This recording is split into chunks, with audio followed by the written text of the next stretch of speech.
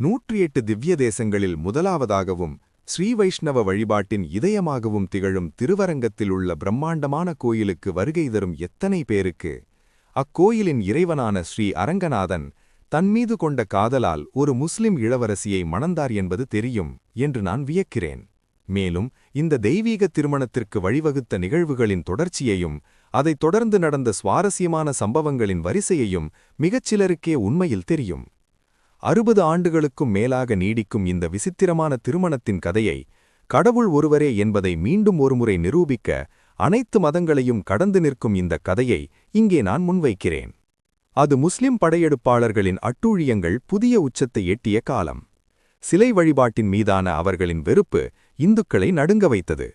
அது தங்கள் உயிருக்கு அஞ்சியல்ல, மாறாக தங்கள் புனிதமான கோயில்களில் உள்ள புனித சிலைகளுக்கு ஏற்படக்கூடிய சேதங்களைக் கண்டு அஞ்சியது. சிலைகளை அவமதிப்பிலிருந்து காப்பாற்ற கடுமையான நடவடிக்கைகள் எடுக்கப்பட்டன. இரக்கமற்ற முஸ்லிம்கள் சிலைகளை அழித்து வந்தனர். அது முடியாவிட்டால் அவற்றை சிதைத்தனர். விலை உயர்ந்த பஞ்சலோகத்தால் செய்யப்பட்ட சிறிய உற்சவர் சிலைகள் புதிய ஆபரணங்களாக உருக்குவதற்காக பெரும் குவியல்களாக டில்லிக்கு கொண்டு செல்லப்பட்டன. பூசாரிகள் கருவறையை செங்கற்களால் மூடவும் சிறிய சிலைகளை நம்பகமான குடும்பங்களிடம் பாதுகாப்பிற்காக அனுப்பவும் தங்களால் இயன்ற அனைத்தையும் செய்தனர். இருப்பினும் முஸ்லிம் படைகள் வெற்றியை நோக்கி மேலும் தெற்கே முன்னேறிக் கொண்டே இருந்தன. மாலிக் காபூரின் தலைமையில் அந்த படை காவேரி நதிக்கரைக்கு வந்தது. காவேரிக்கும் கொள்ளிடத்திற்கும் இடையில் இருந்த ஒரு தீவில் செல்வங்களால் ஜொலிக்கும் ஒரு பிரம்மாண்டமான கோயில் நின்றது. அது ஸ்ரீ ரங்கநாதப் பெருமானின் புனித இருப்பிடமான ஸ்ரீரங்கம். கோயிலின் பிரம்மாண்டத்தையும் அதன் பரந்த அளவையும் கண்டு மாலிக் காபூர் திகைத்துப் போனார். ஆனால் அவரது உள்ளுணர்வு உடனடியாக செயல்படத் தொடங்கியது. தாக்குங்கள் என்று அவர் முழங்க அவரது படை உலகின் மிகப்பெரிய செயல்படும் கோயில் வளாகத்திற்குள் புகுந்தது. ஸ்ரீரங்கம் மிகவும் பிரம்மாண்டமாக இருந்ததால் மாலிக் காபூர் பல நாட்கள் பிரகாரங்களைச் சுற்றி வந்து மக்களை கொள்ளையடித்தார். உள்ளறை கோயில் தீவிர வைஷ்ணவர்களால் கடுமையாக பாதுகாக்கப்பட்டது. அவர்கள் முஸ்லிம்கள் தங்கள் புனிதமான வழிபாட்டுத் தளத்தை தீட்டுப்படுத்த அனுமதிக்க மறுத்தனர். அவர்கள் 3 நாட்கள் படையை தடுத்து நிறுத்தினர். அந்த நேரம் பிரகான சன்னதிக்கு முன்னால் ஒரு சுவரை கட்டுவதற்கும் சயனகோலத்தில் உள்ள கடவுளை மறைத்து வைப்பதற்கும் போதுமானதாக இருந்தது.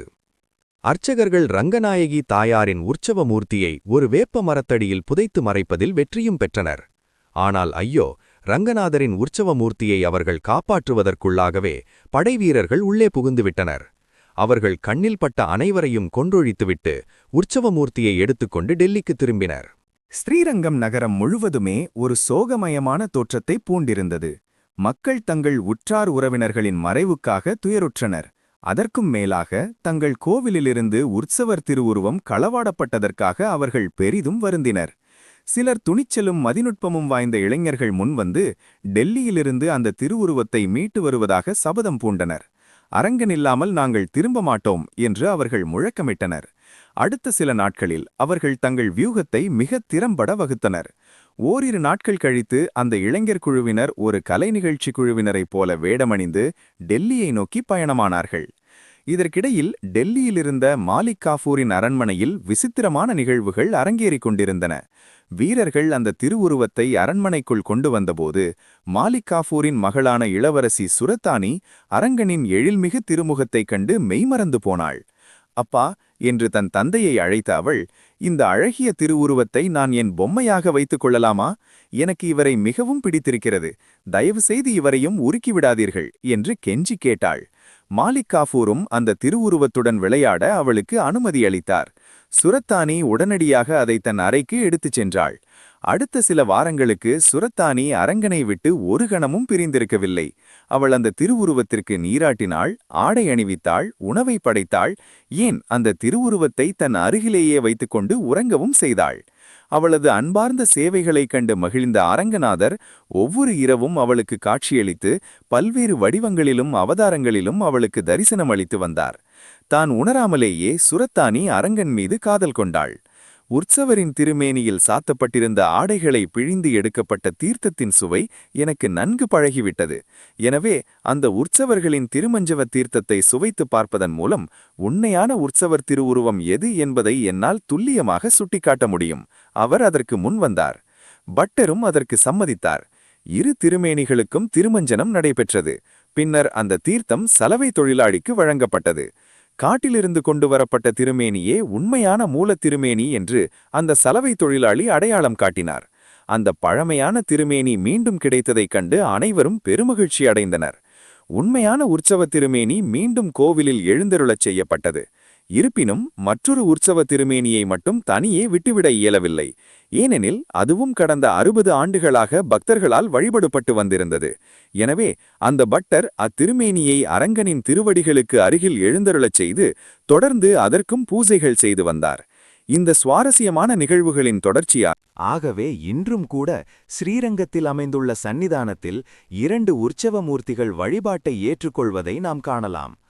மேலும் மூலவர் சந்நிதிக்கு அருகிலுள்ள அர்ஜுன மண்டபத்திற்கு அருகில் சுரத்தானிக்கான சந்நிதி அமைந்துள்ளது. இவர் அன்புடன் துலுக்க நாச்சியார் என்று அழைக்கப்படுகிறார். ஆண்டுக்கு ஒரு முறை துலுக்க நாச்சியாருக்கும் அரங்கனுக்கும் இடையிலான திருமண உற்சவம் மிகுந்த ஆடம்பரத்துடனும் கோலாகலத்துடனும் கொண்டாடப்படுகிறது. அவரது தளராத அன்பிற்குச் சான்றாக இந்நாள் வரையிலும் அரங்கனுக்கு படைக்கப்படும் காலை நேர நைவேத்தியத்தில் முகலாய பாணியில் சமைக்கப்பட்ட வெண்ணெய் ரொட்டி மற்றும் சர்க்கரை ஆகியவை இடம்பெறுகின்றன. இவை முதலில் நாச்சியாருக்கு படைக்கப்பட்டு அதன் பின்னரே அரங்கனுக்கு படைக்கப்படுகின்றன. இவ்வாறாக இக்கோவில் தனது முழு பெருமையுடனும் பொலிவுடனும் புதுப்பிக்கப்பட்டு தொடர்ந்து திகழ்கிறது. அங்கே அமைந்துள்ள நாச்சியார் சந்நிதியோ உண்மையான பக்தியும் அன்பும் எத்தகையதாக இருக்க வேண்டும் என்பதற்கு ஒரு வாழும் சான்றாக விளங்குகிறது.